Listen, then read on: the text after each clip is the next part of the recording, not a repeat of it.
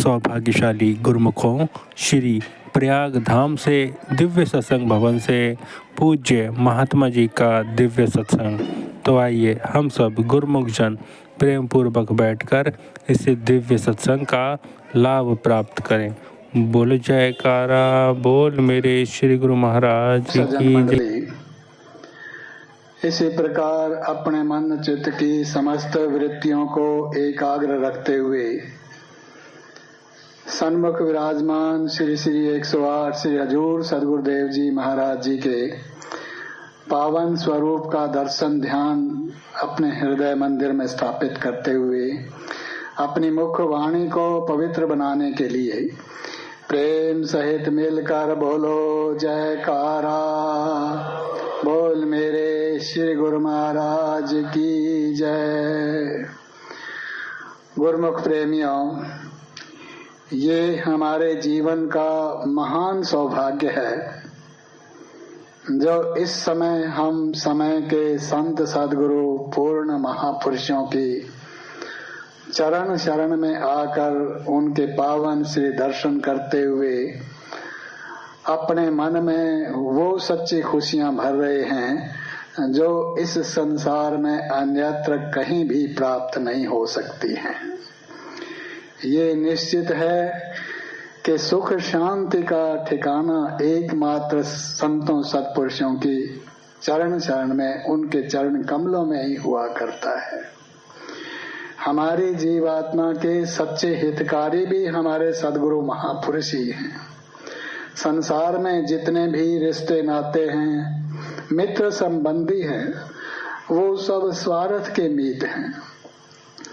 स्वार्थ रहित यदि कोई हमसे प्रीत करने वाले हैं तो इस समय हमारे सन्मुख हमारे सद्गुरुदाता दयाल जी विराजमान हैं।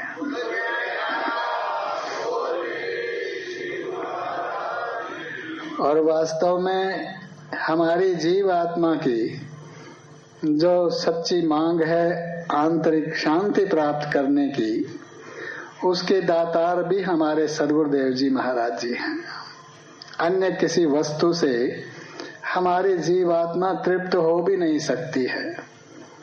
वर्णन है सत्पुरुषों की वाणियों में, वचनों में, भक्ति के सूत्रों में कि यथा सागरम पिपासाम न हरति सर्व कर्तव्यम कर्तव्यम हरि भक्तिर बिना न निवृत्ति। कहते हैं कि सागर किसी की प्यास नहीं हरता है। सबको मालूम है कि सागर का जल खारा होता है। अब मनुष्य सागर के किनारे खड़ा हो, जल का अथाह भंडार उसके सन्मुख है, दिखता है ये जल है, लेकिन वो प्यास बुझाने वाला जल नहीं है। उस जल से और बहुत काम होते हैं, सागर से अनेक काम होते हैं। सागर में हीरे मोतियां भी मिलते हैं, अनेक प्रकार के अन्य लाभदायक वस्तुएं होती हैं, उससे ऊर्जा निकलती है, उससे अनेक कार्य सिद्ध होते हैं, लेकिन प्यास उससे नहीं मिट सकती। इसी प्रकार ही कहते हैं कि सारे संसार के सभी कार्य व्यवहार, सभी काम धंधे करते हुए, चाहे वो सागर के समान है, जिंदगी के सब कुछ उसने पूर्ण कर लिए, मनुष्य ने सब कार्य कर लिए, सब सुखों के अंबार भी लगा लिए, लेकिन इस संसार के सुखों के बाहरी सागर के समान अथाह सुखों के होते हुए भी, सुविधाओं के होते हुए भी हरि भक्ति बिना न निवृत्ति ही, कि हरि भक्ति के बिना किसी का छुटकारा नहीं है। हरि भक्ति ही हमारी जीवात्मा की अपनी वस्तु है, जिसकी हम खोज कर रहे हैं, जन्म जन्म से खोज कर रहे हैं। सबसे पहले तो ये ज्ञात नहीं था कि ये हमारी मांग होगी कैसे पूरी, क्योंकि हम अंधेरे में भटक रहे थे, हमारी जीवात्मा भटकी हुई थी।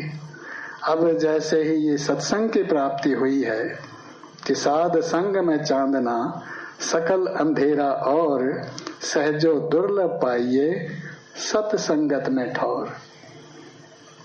संत सहजाबाई जी कथन कर रही है कि सारे संसार में सब तरफ अंधेरा है, ये अंधेरा कौन सा है? अज्ञानता का अंधेरा है। और अज्ञानता क्या है कि हम असत वस्तु को सत्य समझे बैठे हैं। असत वस्तु क्या है? ये सांसारिक पदार्थ। और सत्य वस्तु क्या है? ये प्रभु की भक्ति, सत्संग, सेवा, सुमरन, नाम, भजन, भक्ति, ये सार वस्तु है, ये सत्य वस्तु है। तो जीव आत्मा, जीव इस संसार में आ करके अज्ञानता में पड़ करके इस सच्ची वस्तु की तो चाह करता नहीं और असत्य वस्तुओं के पीछे सारी जिंदगी लगा देता है, उसी में इस सारा समय अपना खपा देता है। तो फिर उससे भला मिलेगा भी क्या? भक्ति मिलेगी तो सत्पुरुषों के चरणों में। और यही हमारे जीवन का लक्ष्य है कि भक्ति से सुख होता है। भक्ति जगत में सार, गुरु से भक्ति लीजिए करके सेवा प्यार। ये संतों की वाणी है, सार वचन है। हमारा मार्गदर्शन कर रहे हैं संत महापुरुष। कहते हैं इस जगत में यदि सुख मिलेगा तो भक्ति से मिलेगा। इसलिए भक्ति को प्राप्त करना है, ये अपना जीवन का उद्देश्य है। ये दृढ़ निश्चय करके सदगुरु महापुरुषों के शरण में आ जाओ और वहां से भक्ति प्राप्त करो। लेकिन ये भक्ति कैसे प्राप्त होगी, इसका मूल्य भी है। जैसे संसार में देखें हम, हर वस्तु का कुछ न कुछ मूल्य होता है। बिना मूल्य के यहाँ कुछ भी नहीं मिलता है। कर्म क्षेत्र है ये संसार, कर्म किए बिना कुछ नहीं मिला करता है। तो कहते हैं कि गुरु की सेवा करके, ये इसका मूल्य समझो कि गुरु की सेवा करके और उनसे प्यार करके ये भक्ति ग्रहण कर लो आप। गुरु की सेवा हमारे सदगुरु दाता दयाल जी महाराज जी ने इसके भंडार खोल रखे हैं कि गुरु की सेवा करते जाओ। सेवा करते करते मन निर्मल होगा और किसी बात से निर्मल नहीं होगा और किसी साधन से नहीं होगा। सेवा ही है जो मन की होमे मैल दूर करती है। सेवा करने से ही इस जीवात्मा के अंदर से जन्म जन्म की जो अहंता की मल चढ़ी हुई है वो उतरने लगती है। सेवा करने से ही निर्माणता आती है, उस निर्माणता से ही भक्ति प्राप्त हुआ करती है। तो कहते हैं ये सेवा कर लो, अब ये सेवा करने का समय है। सदगुरु महापुरुषों की सेवा कमा लो, ये अपना काम है, ये साधन है। और इसी सेवा से ही क्या होगा, सदगुरु महाराज जी के चरण कमलों में सच्ची प्रीत पैदा होगी, जिसको हम सच्चा प्रेम कहते हैं। प्रेम करके, उस सेवा करके भक्ति कमा लो तो वो प्रेम मिलेगा कैसे? वो भी सेवा करने से। सेवा करते जाओ और सच्चा प्रेम उनके चरण कमलों में अपने मन में उत्पन्न कर लो, तो फिर उनका आशीर्वाद हमारे ऊपर ऐसे ही उतरेगा जैसे इस समय हम सन्मुख बैठे हैं और हम पर यह आशीर्वाद उतर रहा है।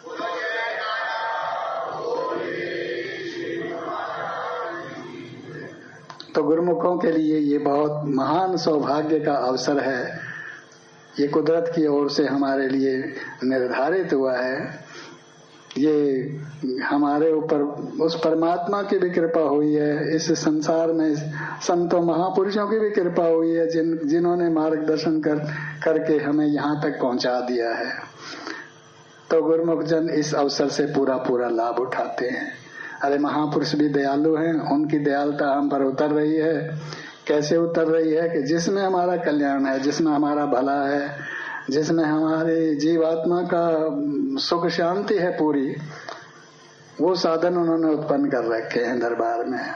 गुरुमुख जन आते ही प्रातः काल उठते हैं, सबसे पहले श्री आरती पूजन होता है, श्री दर्शन होते हैं, सत्संग की घड़ियां प्राप्त होती हैं, वचन श्रवण करने को मिलते हैं। फिर सेवा करने का दरबार है, सेवा के भंडार खुले हुए हैं। जैसे भी तन की मन की हर कोई हर प्रकार की सेवा कर सकता है। सेवक के हृदय के अंदर सिर्फ भावना होनी चाहिए, उसके प्रत्पाद सेवा अपने आप पहुंचती रहेगी। और उसके साथ ही फिर श्री सदगुरुदेव जी महाराज जी ने हमें वो सच्चा नाम दिया है जो हमारे अंतर में अपने आप ही हो रहा है, उसकी गुंजार हो रही है, उसका नाता हमारे साथ है सदा से। उसके अतिरिक्त कुछ भी संसार में सत्य नहीं है और हमारा अपना भी कोई नहीं है। अंत समय जब प्राण छूटेंगे, ये देह छूटेगी, तो इसके साथ कुछ नहीं जाएगा, वो सच्चा नाम जाएगा जो उन्होंने हमको प्रदान किया है। अब उसके साथ अपने प्रीत को जोड़ना है। तो महापुरुषों ने तो कृपा कर दी है, हम पर ये दया की है और नित्य प्रति हमको चेतावनी दे रहे हैं कि गुरुमुख जन जिन्होंने भी श्री दरबार में चरण शरण ग्रहण की है, जो गुरुमुख बने हैं, जो श्री परमहंस दयाल जी के सेवक बने हैं, तो निश्चित उनके लिए 5 नियमों का पालन करना, श्री आरती पूजा, सत्संग, सेवा, सुमिरन और ध्यान, और उसके साथ 2 घंटे भजन अभ्यास करना अति अनिवार्य है। सभी गुरुमुख जन ये करते रहेंगे तो उनका अपना लाभ है, लाभ हमारा है और प्रसन्नता महापुरुषों की है। तो गुरुमुख जन इससे पूरा लाभ उठाते हैं और महापुरुषों की प्रसन्नता के पात्र बनते हैं। बोलो जयकारा, बोल मेरे श्री गुरु महाराज की जय। बोलो जयकारा, बोल मेरे श्री गुरु महाराज की जय। आज के शुभ सत्संग की आप सभी गुरुमुखों को लाखों लाख बधाई हो। बोलो जयकारा, बोल मेरे श्री गुरु महाराज की जय।